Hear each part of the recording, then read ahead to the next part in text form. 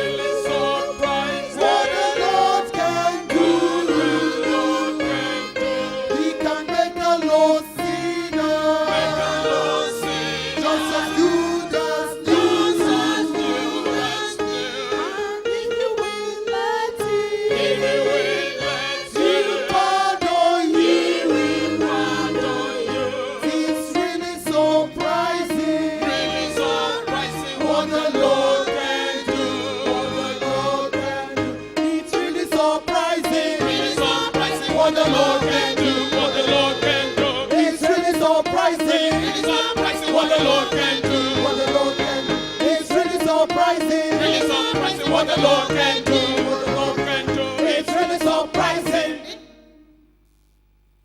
It's really surprising. It's really surprising. What the Lord can do, what the Lord can do. It's really surprising. Really surprising. What the Lord can do, what the Lord can do. It's really surprising. It's really surprising. Really surprising. What the Lord can do, what the Lord can do.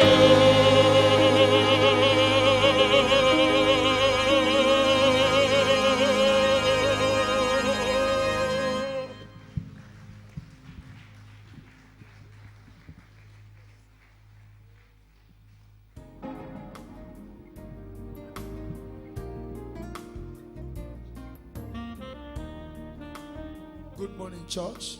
Ẹ kú òwúrọ̀ ìjọ. You're welcome to another Sunday in the presence of the Lord. Kí n káàbọ̀ sí ọjọ́ ìsinmi ìrìn Let's rise up on our feet Ẹ jẹ́ kí a dìde báyìí. as we shout out like this. Bí a ó ṣe kígbe báyìí. Say, powers Agbára! assigned to kill me before my time. Àrán kí o pa mí kí àkókò mi tó tó. You are a liar. Òpùrọ́ ni ọ́.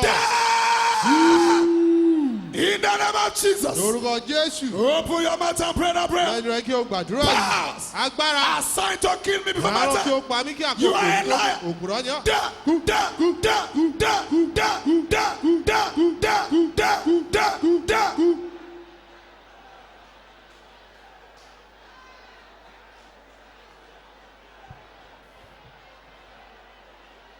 Command them to die. Pàṣẹ kí wọ́n kú. In Jesus' name we pray. Ní orúkọ Jésù ní Say, agbára. glory killers of my father's house. Apá ògo ilé bàbá mi. Glory killers of my mother's Apá house. ògo ilé ìyá mi. My life is not your candidate. Ayé mi ò kì í ṣe ẹran ìjẹ́ rẹ̀. Die.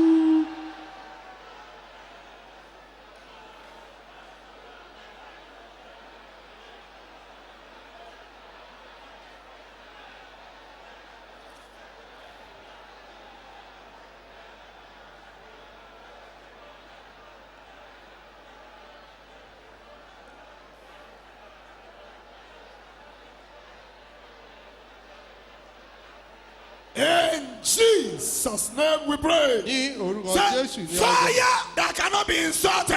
Iná tí a ò lè bẹ́nu ẹ̀ tẹ́lù. My life is available. Ayé mi wà fún ọ. Enter. Wọlé. In the name of Jesus. Lórúkọ Jésù. Fire that cannot be insulted. Iná tí a ò lè bẹ́nu My ẹ̀ life tẹ́lù. is available. Ayé mi wà fún ọ. Enter. Wọlé. Enter. Wọlé. Enter. Wọlé. Enter. Wọlé. Enter. Wọlé. Enter. Wọlé. Enter. Wọlé. Enter. Wọlé. Enter. Wọlé. In the name of Jesus. Lórúkọ Jésù. In Jesus' name we pray. Ní orúkọ Jésù ní ọjọ́. Holy Ghost and fire. Fill my spirit, fill my soul, fill my life. Holy Ghost and fire. Fill my spirit, fill my soul, fill my life. Holy Ghost and fire. Fill my spirit, fill my soul, fill my life. Holy Ghost and fire. Fill my spirit, fill my soul, fill my life. Holy Ghost and fire. Fill my spirit, fill my soul, fill my life. Holy Ghost and fire. Fill my spirit, fill my soul, fill my life. Holy Ghost and fire. Fill my spirit, fill my soul, fill my life. Holy Ghost and fire. Fill my spirit, fill my soul, fill my life. Holy Ghost and fire. Fill my spirit, fill my soul, fill my life. Holy Ghost and fire. Fill my spirit, fill my soul, fill my life. Holy Ghost Fire. Holy Ghost Fire. Holy Ghost Fire. Holy Ghost Fire. Holy Ghost Fire. Holy Ghost Fire. Agbára sọ̀kalẹ̀ o. Agbára ńlá, agbára sọ̀kalẹ̀, agbára ńlá. Agbára sọ̀kalẹ̀ o. Agbára ńlá, agbára sọ̀kalẹ̀, agbára ńlá. Agbára sọ̀kalẹ̀. Agbára ńlá, agbára sọ̀kalẹ̀, agbára ńlá. Agbára sọ̀kalẹ̀ o. Agbára ńlá, agbára sọ̀kalẹ̀, agbára ńlá. Agbára sọ̀kalẹ̀. Agbára ńlá, agbára sọ̀kalẹ̀, agbára ńlá. Agbára sọ̀kalẹ̀ o. Agbára ńlá, agbára sọ̀kalẹ̀, agbára ńlá. Agbára sọ̀kalẹ̀. Agbára ńlá, agbára sọ̀kalẹ̀, agbára ńlá. Amen. Àmín.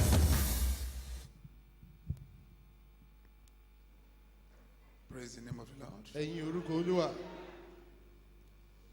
Let's close our eyes. jẹ́ kí a di ojú wa. Father, in the name of Jesus. Bàbá ní orúkọ Jésù. Father, in the mighty name of Jesus. Bàbá Christ. ní orúkọ Jésù. This morning, O Lord, Lówùrọ̀ yìí Olúwa, we thank you. a dúpẹ́ lọ́wọ́ rẹ̀. Sincerely, Láti inú ọkàn wa wá, we worship you a jọ́sìn fún ọ. for all that you have done for us this year. Fún ohun gbogbo tí o ti ṣe fún wa ní ọdún yìí. Accept our thanks in the name of Ọpẹ́ Jesus. wa ní orúkọ Jésù. When we look through, O Lord, Ìgbà tí a ṣe àyẹ̀wò Olúwa from January to date, láti oṣù kìíní títí àkókò tí a wà we yìí. have so many A reasons ní ọ̀pọ̀lọpọ̀ yìí to thank you sincerely. láti dúpẹ́ lọ́wọ́ rẹ̀ ní tòótọ́. With all the news around, Pẹ̀lú gbogbo ìròyìn tó ń fò with káàkiri. things that are happening, Pẹ̀lú àwọn nǹkan tí ó ń ṣẹlẹ̀. I thank you specially, O Lord, Mo dúpẹ́ lọ́wọ́ rẹ̀ ní pàtàkì for this church, fún ìjọ yìí, for these members, fún àwọn ọmọ ìjọ yìí, for husbands and wives, fún ọkọ àti aya, for their children, fún àwọn ọmọ wọn, for what you are doing in their fún ohun lives. tí ò ń ṣe ní ayé wọn. Accept our thanks in the name of Jesus Ọpẹ́ wa Christ. ní orúkọ Jésù. We thank you for testimonies. Àdúpẹ́ fún ẹ̀rí.